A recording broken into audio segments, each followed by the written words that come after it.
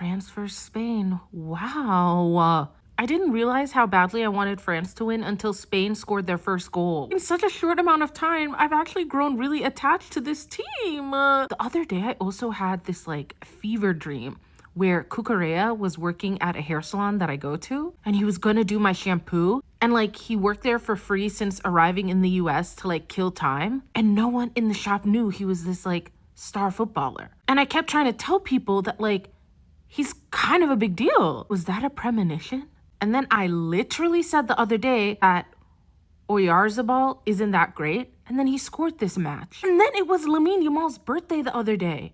And he said that he wished that they would win against France. The universe was on Spain's side. There were all these little signs. Overall, I like a lot of the players on the French team more than the players on Spain. But I love how Spain moves, as a unit. Spain's footwork is just so yummy. The fast taps that they have, the triangles that they make. Almost every match they've played in has been really fun to watch. They just have a great style on the field. But I did think that France's more surgical or disciplined approach would break through or neutralize that team. The rhythm that Spain has with the ball, I feel is more easy to disrupt.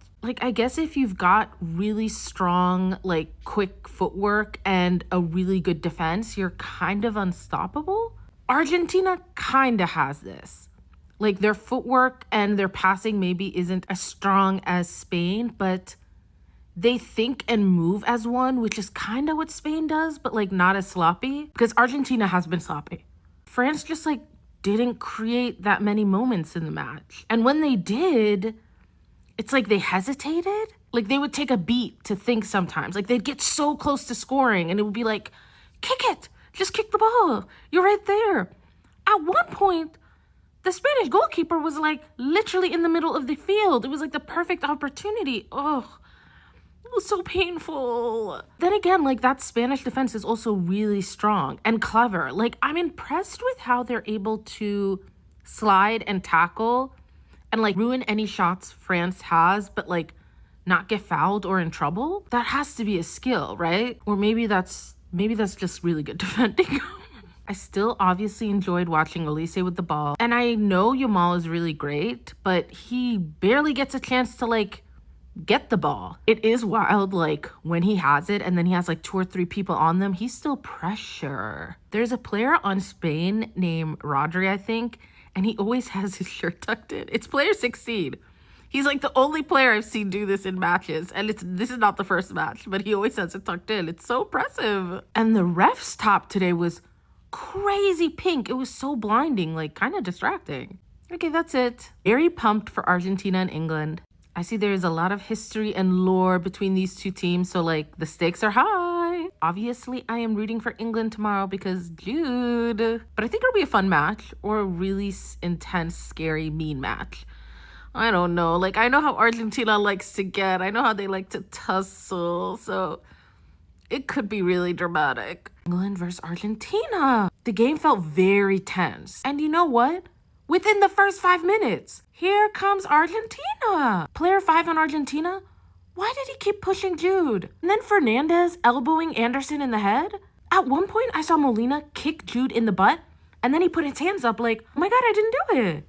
I mean, does Argentina do this just to get the other players so angry and heated that they make a mistake? Just doesn't feel like a very safe tactic. Please don't get too rough and hurt yourselves. Also, is pushing allowed? I know that the shoulder shoving and fighting for the ball is okay, but using 2 hands and pushing someone is wild work. So cheap. I really wish we had mics on the players and the refs during these matches. I'm desperate to know what the refs are saying to the players when they fight. And you know what? Despite being so rough, I find that a lot of these South American teams are really good at sweet talking the ref. I think this is a very important skill. A lot of these South American teams won't even tussle with the players. They just go straight to the ref. Maybe it makes the ref feel more powerful and included.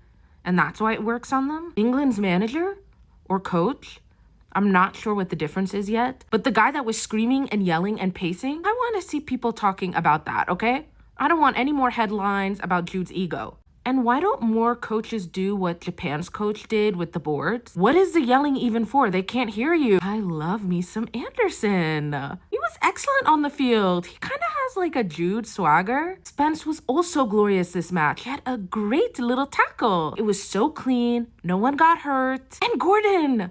I'm still shocked by how fast he is. And I was so happy that he scored a goal. Like, what a beautiful goal. First, Harry Kane kicks it all the way here. And this player, Tagliafico, like, does a little bicycle kick thingy and kicks it back. But Declan Rice is here, and he picks it up and passes it to Morgan. And then Morgan passes it right across right here to Gordon. And then Gordon just gives it a light little flick inside. It was gorgeous. I just feel like Gordon worked so hard on that field. I was so proud of him. I might have said this before, but Alvarez reminds me a lot of Pedri. Maybe because of their build or like how quick they are. They also have a similar gaze. Like they both have really intense eyes. England's goalkeeper, pack him up. He makes me so anxious. Not only does he go way too far out, but the way he kicks the ball, he always looks like he's about to fall or stumble. Is that intentional? And he'll wait until the last second. Like the other player always looks like he's gonna get the ball. It stresses me out.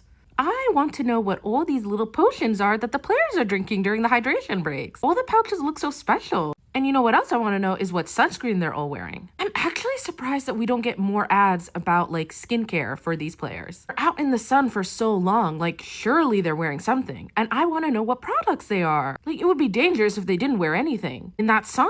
Something I noticed with England when they're defending their goal, like when Argentina kept kicking at them, they're in a straight line like this. Why aren't they layering up more? Because when Spain defends, it's very dynamic. Like they move kind of like a wave and there's barely an opening because it's like a tiered structure. It's like 4-3 or 4-4. I just knew when Argentina started really attacking that they were going to find an opening. Fernandez had a beautiful goal. It got through so many people and it was from so far away. And on that note, why don't they have anyone on Messi? He's always alone. But with Lamine, he has like so many bodies on him. I don't get it. I actually think Messi is more dangerous assisting than he is scoring. So because of that, shouldn't they like double up on him? One thing about Argentina though, they're gonna cut it close. Is it because they can't play at that level for the whole match, so like Argentina's conserving their energy? Or maybe they just don't perform well unless they're under a lot of pressure? And again, I think they're great, but I do think a lot of teams have played better than them. They're actually their strongest in the last like 10 to 15 minutes of a match. That's when Argentina really shines. Okay, that's it. I feel like I've learned so much and I'm really falling in love with this sport. And I want to follow the Premier League, but I also want to follow La Liga and Series A and the Bundesliga and Liga 1 and obviously the MLS. Like, can I just pick a team from each one? Is that crazy? How can you all just have one team? I feel like it's fair if I have a team per country, no? France versus England. Oh my gosh, what a match! First off, I didn't even know these two teams had to compete for third place until someone in my comments told me a couple days ago. I thought there was just the winner of the World Cup. Like, I didn't realize someone got second and third. And here I was worried that this would be a really sad and like boring match, but it was so good. I could have watched them play for like another 2 hours. It was so fun seeing everyone score so many goals. To see the match go from 4-0 in the first half to 4-6 in the second half, what a comeback. But also like, what a beating. The first half with France was both horrifying and exhilarating. I was literally having an out-of-body experience watching that French goalkeeper. During one of the goals, he had stepped so far out that two players on the French team had to like get in the net. Like they were the goalkeepers. And then when the ball like got in, like one of the players on the French team like kind of kicked it in again. It was like a jump scare, a proper jump scare. And while I hate that the goalkeeper had to do that, the French team failed him. It's the team's fault that it got this bad. You know what I mean? Like they shouldn't have let the ball get there. Where was the French defense? I was actually speechless watching. But oh my God, England, like, you could tell they were having such a fun time. I'm torn because I think a part of me feels like this should be the most enjoyable game, right? There isn't that much pressure and a lot of the like players are on the same club, so there's overlap. So it's kind of like you're playing against your friends, you know? But I don't know what was going on with France. England was like Spain on the field. Like the way they were passing the ball, oh my goodness. I saw a lot of TikToks and like press before the match saying how both teams didn't want to play. I mean, I get it. Like they're not competing for first, but all the goals and assists count. This match is kind of still important. Like Mbappe could still get the golden boot. He has 10 goals. What happens if Mbappe has 10 and Messi has 10? Like, do they both get the boot? Olise holding the most assists in a single World Cup, like, that makes me so happy. But why can't he score? Is that because he's just, like, not trained for that? Or I guess everyone's probably trained to score. That's dumb. Everyone's probably trained to score. But there were just so many chances that he had that were so beautiful. Like, great little triangles and passes that, like, gave him the perfect opportunity, but he just couldn't nail it. I wanted him to score as badly as I wanted Anthony Gordon to score. Like, they both do so much on the field. I just wanted them to have a little goal. I was ecstatic that Saka got the hat trick. When they were setting up for the penalty and, like, Jude got up there, like, as much as I love Jude, I was kind of sad. Like, Saka could get a hat trick. But then they swapped, and he did. Also, Jude's goal at the end, like, it was so delicious. He, like, sprinted down that field and then, like, cut through, like, 3 people. And then he got a little nutmeg to make it. And I saw he also broke a record, like most goals scored on the English team, like by an English player, I think. Ugh. I'm like 10 types of pleased with this match. What a way to end my World Cup. No, like the football gods are watching over me. Like they really want me to enjoy this. Okay, that's it. Obviously, I'm very excited for tomorrow. I feel like it's gonna be super fun. Randomly, I've been watching a lot of videos with Cucurella, like crying about his children and like his family and how much he loves them. He's so emotional. I think he might be one of my favorite players. Like, he's kind of a demon on the field, but outside the field, he's like a teddy bear. Like, he's actually so sweet and sensitive. I love him. Wow, Spain versus Argentina. This was the last match. During the first half, I felt like everything was so friendly. No one was too rough. People were helping each other up. I was like, oh my gosh, this is so sweet. Maybe because a lot of them play for Spanish teams, like there's overlap. Kind of like when England was playing against France. But no. In that second half, things picked up real quick. You could tell everyone was very hungry at that point. I thought the halftime show was really fun, and I loved the kids dancing with Shakira. But all I could think about during the performance was if the field was going to be okay. There were so many people standing on it. For Champions League and other tournaments, do they have halftime shows like this? I feel like I wouldn't want to mess with like the integrity of the grass. I don't know. MVP of this whole match, though, was Argentina's goalkeeper playing with a broken finger. The red card was deserved during this match, but I really hate how red cards work. Like, I hate that like a player has to be removed for the whole match. That's like such an intense punishment. Do red cards exist in other sports, like in the NFL and the NBA or like the MLB? Do they do that? Oh my God, when that player flipped in the air, I was really scared. But he's like 19 or something, right? Or like 18, so he just got back up and played. That was also crazy. I know that they were trying to card Cucurella. I don't think he was really saying anything bad, though. I'm sorry, his eyes are just so expressive. Like, you could tell he just wanted to calm things down. One thing I know, though, coming out of this match is I will most definitely be following La Liga. Sorry, but I really like that style of play. It's delicious. This tiki-taka stuff. I like the quick taps, like the creativity, the way they're weaving around and passing the ball. Like, I can never anticipate where it's gonna go, and I love that. Sometimes someone will dribble the ball and it looks like it'll get past, but then someone from the team will like cross, but then they don't take it. Like, they hop over the ball and let the person continue dribbling. Like, how does that happen? It's so cool. Nico Williams, his assist was actually mind-blowing. As someone who, sorry, but like I just really don't care for the headers, the precision that one took, like him seeing someone behind him to pass to, was wild. Also, Varane, like I just said in a couple videos ago that he never scores, and he scored the most important goal. I love that for him. Knowing how Argentina can do well in like the last 60 seconds, I really thought there was going to be a penalty shootout. Until that final whistle came through, like I had no faith, actually.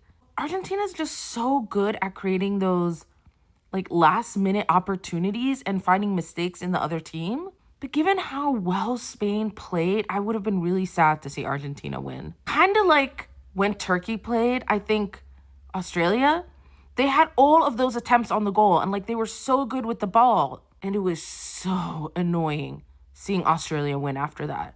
I was so worried this was gonna happen. But no, Spain kept their composure. Like, they were incredible. I really want to know what that tussle was about at the end of the match. Like, I noticed the coach from Argentina trying to get the Spanish players to move away. And I hated seeing the Argentina team crying. When I saw Messi crying, I kind of wanted him to win. But I know I probably would have felt the same way, like, if Spain lost. Then I saw the Argentinian coach crying during an interview. It really is that deep, huh? So I don't know if this is the case in other tournaments, but camera work is actually so terrible sometimes. I feel like I'm missing half of the match. Like the shots on the audience, like the replays. I need a camera always on the field. Why don't they do that? Is this the same for other sports? It actually drives me crazy. Okay, that's it. Obviously, I'm devastated that the World Cup is over, but I'm so happy I have this sport in my life now. I think what I'm going to try and do from now on is like watch a bit of all of the leagues and then lock in during Champions League. There's just no way I can pick a team. But I like this idea of like letting the team pick me through time.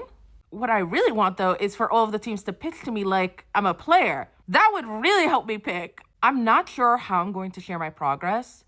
Maybe I'll like pick matches I want to see or take recos each week. Oh my gosh, like not me being like a little soccer fiend though. Like I love this for me. And I finished Blue Lock. As someone who doesn't watch like any anime, I have many thoughts on it. I really want to get into anime, so maybe I'll share my journey there as well.